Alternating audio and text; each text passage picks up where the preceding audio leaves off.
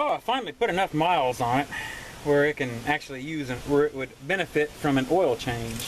I don't know when the exact last time the oil was changed. It has a full level.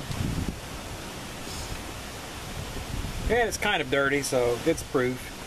And I'll leave the dipstick out and go ahead and I'll remove the fill cap. I've always done that.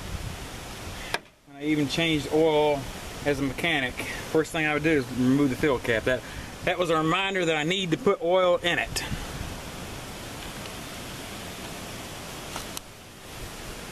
Also, while I'm here, check fluid levels. It seems to be in range.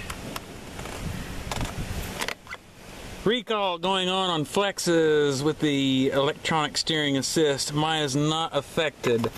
I checked the other day because mine has the hydraulic power steering. Brake fluid level okay. Battery terminal okay. Let's check this hot terminal, see what it looks like. It looks good. Okay. Check serpentine belt. You can't see it. Looks pretty good. I'll check it when I get underneath there. One more thing. I'll check the air filter in a minute.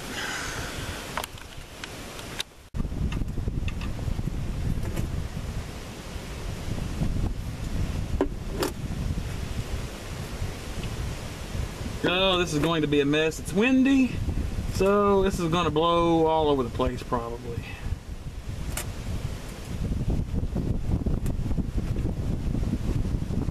And we're about to have flowage. There we go. I have to hold my pan up here.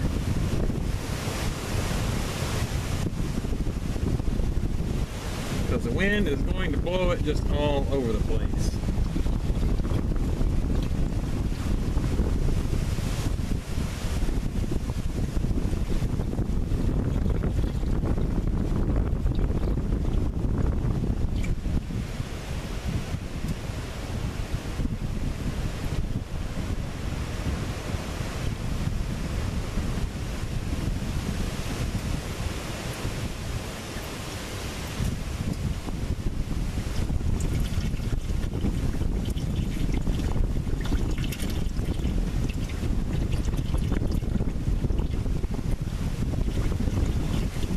Oh, I probably shouldn't have picked such a windy day to do this, but I thought I would anyway. Okay, most of the oil is drained out of it, so I'm going to go ahead and put the plug back in it.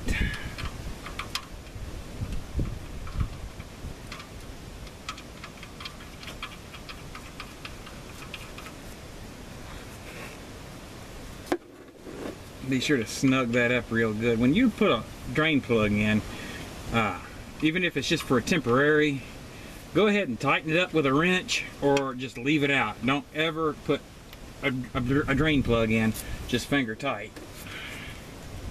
That is bad news. Alright, now let's move on to the filter.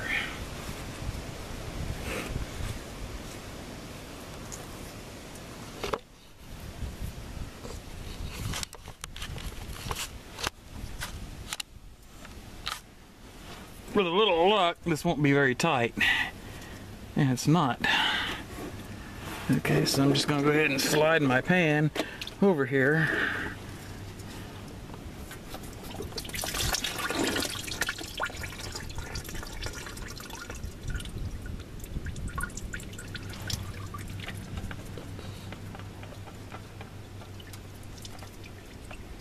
Be careful, it is hot.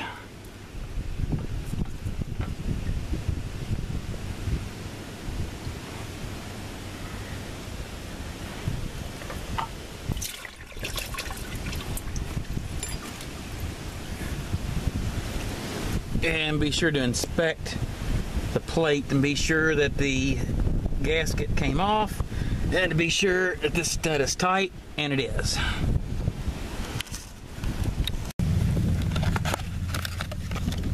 Oh yeah, I've already dated the mileage and date on the oil filter. Oh look, Squad 49 just pulled up. That's my air conditioning job.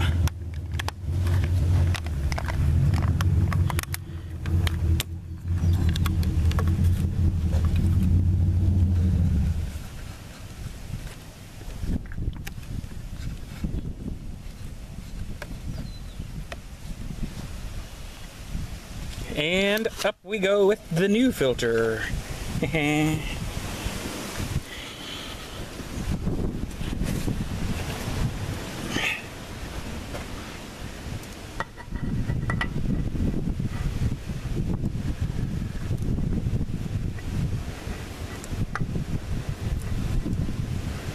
Takes it a minute to get started, by the way. Oh, there we go. And on we go. I think I need a rag. Like this one. Yep.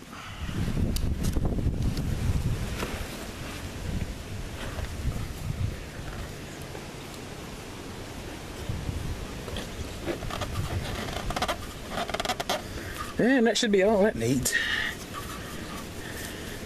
Alright, Squad 49 is here with the air conditioning job. Go ahead and radio to 51, let them know that you're going to be out of service for a while. Alright, I'll jump all over that. Alright. Let's get rid of this. Because next we pour oil in. Yay! With a little luck, I won't spill it all over the place. I'm doing pretty good, actually. Oh, that's real good. They put the filler right below the alternator, so that means you gotta be real careful. I bet I can pour this without a funnel.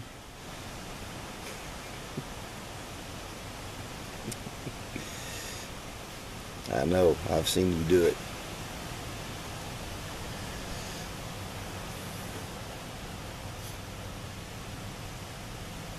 Well, I'm pouring the oil.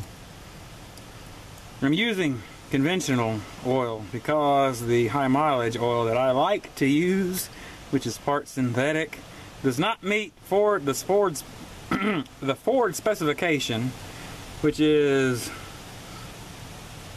WSS-M2C945-A, and it doesn't have anything on that on the high mileage oil, so I thought, well, I won't use it. This is under warranty.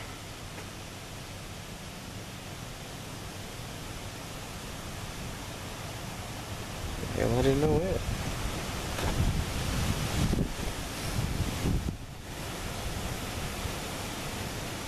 We're almost there. I've almost got the 5 quarts in it.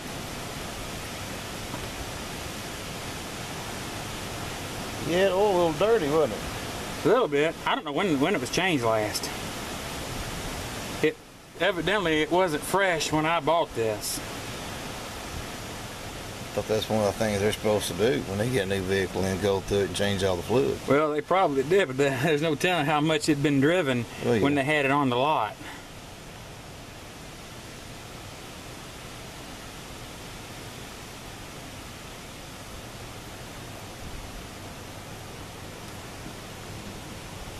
And I'll go ahead and do the half quart thingy. Yeah, they even have it on the side there for me. Yeah.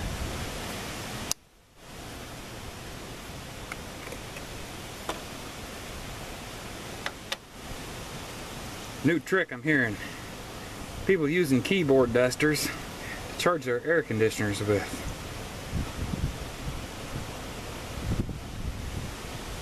I knew of propane. Yeah. But I didn't know about keyboard dusters. Of course, now it'll work. It will cool, but you don't know how compatible it is with what oil, or you don't know what it's going to do to seals.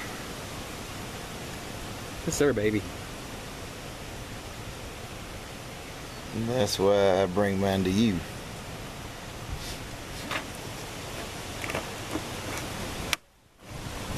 Yeah, because there are only 2 refrigerants approved for use in automotive air conditioning systems. Well, now, as of when I went through my training, now there's a new refrigerant they use in hybrids, and it's approved, but the only one for a long time was the R134 and R12. R12 is defunct, so there's no point in even fooling with it. Hey, put your cap upside down.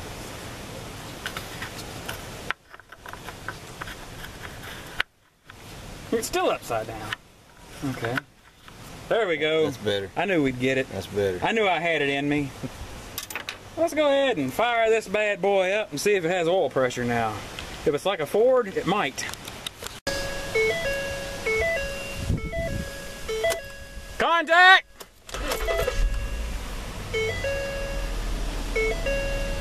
Well, it's all good so far. Oh, you better go ahead and turn that down.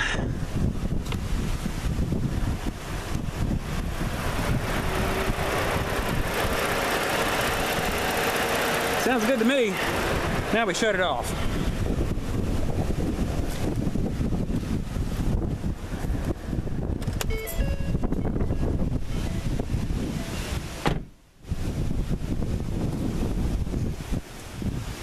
Check one more time the oil filter. We have a leak. Okay, where'd that come from?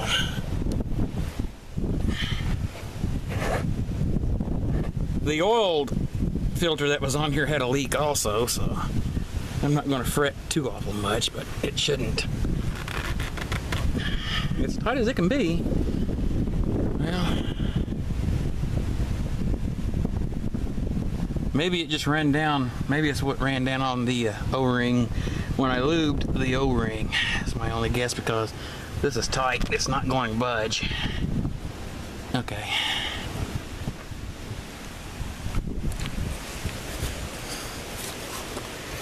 And last thing, but not least, go ahead and check the level.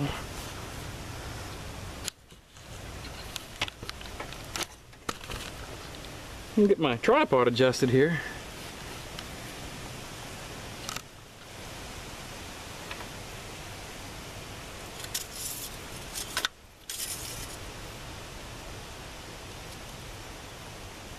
I'm slinging oil all over the place.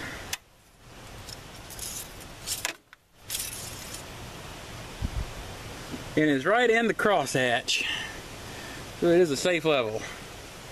All right, well, that wraps up this job. First oil change in the Reflex.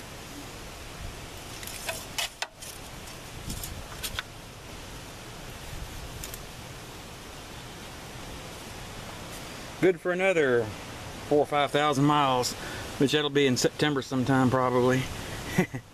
Okay, thanks for watching.